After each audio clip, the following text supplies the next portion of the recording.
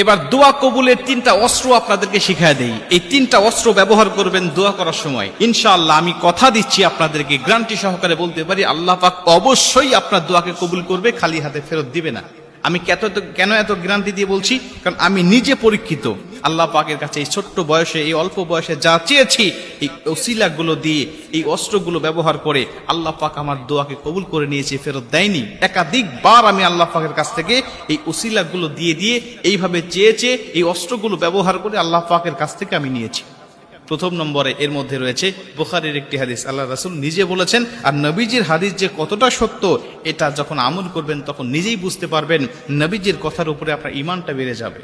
নবীজি বলছে, যদি তুমি কোনো কাজ, কোনো নেক কাজ আল্লাহ পাককে সন্তুষ্ট করার জন্য করো, যেই কাজের মধ্যে, যেই আমলের মধ্যে কোনো রিয়া নাই, আপনি এমন একটি আমলে সালেহ, এমন একটি ভালো কাজের উসিলা দিয়ে আল্লাহ পাকের কাছে দোয়া করবেন, যেই আমলটা অন্য কোনো মানুষকে দেখানোর জন্য নয়, অন্য কোনো রিয়া এই আমলের মধ্যে সিটে ফোটাও নেই।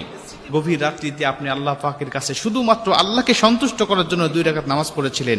গভীর রাত্রিতে কেউ দেখে নাই, আপনি একটা মসজিদের দান বক্সে 500 টাকা রেখে আসছেন। গভীর রাত্রিতে একটা সাইলকারী আপনার কাছে আসছে, তাকে সন্তুষ্ট করার জন্য নয়, আল্লাহকে সন্তুষ্ট করার জন্য আপনি তাকে 500 টাকা 100 টাকা দিয়ে দিয়েছেন। এই যে নেক কাজ, এই নেক কাজের উসিলা দিয়ে যখন আল্লাহ পাকের কাছে দোয়া করবেন, আল্লাহ পাক আপনার খালি হাত ফেরত দিবে না, অবশ্যই কবুল করে নেবে। বুখারীর হাদিস আপনারা জানেন, 3 জন যুবকের ঘটনা, আমি ঘটনা বলছি না, যারা 3 জন পাহাড়ের চিপায়, পাহাড়ের মধ্যে আটকা পড়ে গিয়েছিল প্রচন্ড বৃষ্টির মধ্যে।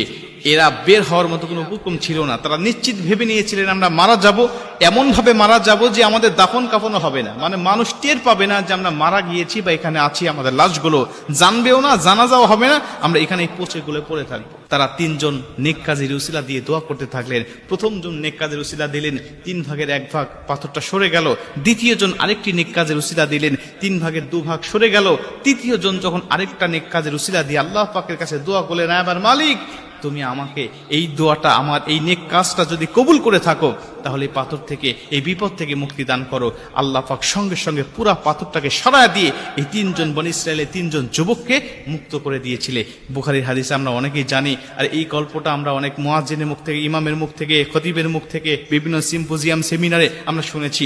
এজন্য এর প্রতি আমাদের আমল রাখা উচিত যে অবশ্যই নেক কাজের উসিলা দিয়ে আল্লাহ পাকের কাছে দোয়া করব। 2 নম্বরে নবীজি বলছে, তুমি যদি তাওহীদের উসিলা দিয়ে আল্লাহ পাকের কাছে দোয়া করো, ওই দোয়া আল্লাহ কখনোই ফেরত দেয় না। তাওহীদের উসিলা, আল্লাহ পাকের তাওহীদের উসিলা দিয়ে দোয়া করবে, কালেমার উসিলা দিয়ে দোয়া করবে, লা ইলাহা ইল্লাল্লাহু মুহাম্মাদুর রাসূলুল্লাহ, এই কালেমার উসিলা দিয়ে যদি কোনো মানুষ আল্লাহ পাকের কাছে দোয়া করে, আল্লাহ পাক তার খালি হাত ফেরত দেয় না, আল্লাহ পাক তার চাওয়াটাকে অপূর্ণ রাখে না, আল্লাহ পাক পূর্ণ করে দেয়। আপনি দোয়া করবেন, দোয়া করেই দেখবেন যে আল্লাহ পাক কেমনে কবুল করে নিয়েছে।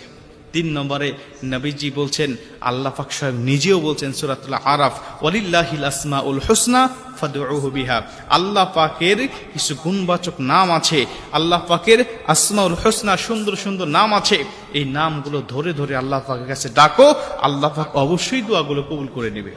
আল্লাহ পাকের 99টি নাম রয়েছে, এই 99টি নাম ধরেই আপনি ডাকতে পারেন। যদি এতটা মুখস্থ নাও থাকে, যে নামগুলো আপনার জানা আছে বা যেই নামগুলো আপনার চাওয়ার সাথে রিলেটিভ, রিজিক লাগবে রাজ্জাক নাম ধরে ধরে ডাকেন, দয়া লাগবে রহমান নাম ধরে ধরে ডাকেন, যেটা দরকার আপনার ওই নামটা ধরে ধরে ডাকেন। আর সবচাইতে ভালো হয় 99টি নাম মুখস্থ করে নেবেন। নামগুলো মুখস্থ করে নিয়ে আল্লাহ পাকের কাছে ডাকবেন, আমার আল্লাহ, ওয়াল্লাহুল্লাযী লা ইলাহা ইল্লা হুয়ার রহমানুর রহিম, আল মালিকুল কুদ্দুসুস সালামুল মুমিনুল মুহাইমিনুল আসিজুল জব্বারুল মুতাকাব্বির, আল খালিকুল বারিউল মুসাব্বিরুল গফফারুল কাহারুল ওয়াহাবুর রাজ্জাকুল ফাত্তাহুল আলিমুল কবিদুল বাসিত, আল খাফিদুর রাফিউল মুইজ্জুল মুজিলুস সামিউল বাসিরুল হাকামুল আদালুল লতিফুল খবীর, আল হালিমুল আযীমুল গফুরুশ শাকুরুল আলিয়ুল কবীরুল হাফিজুল মুকিতুল হাসিবুল জালিলুল করিমুল রকিবুল মুজিবুল ওয়াসি, আল হাকিমুল ওয়াদুদুল মাজিদুল বাঈতুশ শাহীদ, আল হাক্কুল ওয়াকিলুল কবিয়ুল মাতিনুল ওয়ালিউল হামিদুল মুহসিল মুবদিউল মুঈদ, আল মুহইল মুমিতুল হাইয়ুল কাইয়ুমুল ওয়াজিদুল মাজিদুল ওয়াহিদুল আহাদুস সামাদ, আল কাদিরুল মুকতাদিরুল মুকদ্দামুল মুআখিরুল আউয়াল ওয়াল আখির ওয়াদ দাখির ওয়াল বাতিনুল ওয়ালি, আল মুতাআল্লিল বাররুত তাওয়াবুল মুনতাকিম, আল আফুবুর রাউফুল মালিকুল মুলকি যুল জালালি ওয়াল ইকরাম। আপনি এই নামগুলো ধরে, এই 99টি নাম ধরে যদি আল্লাহ পাকের কাছে আপনি চাইতে পারেন, আল্লাহ অবশ্যই আপনার দোয়াকে কবুল করে নেবে, খালি হাত আল্লাহ আপনাকে ফেরত দিবে।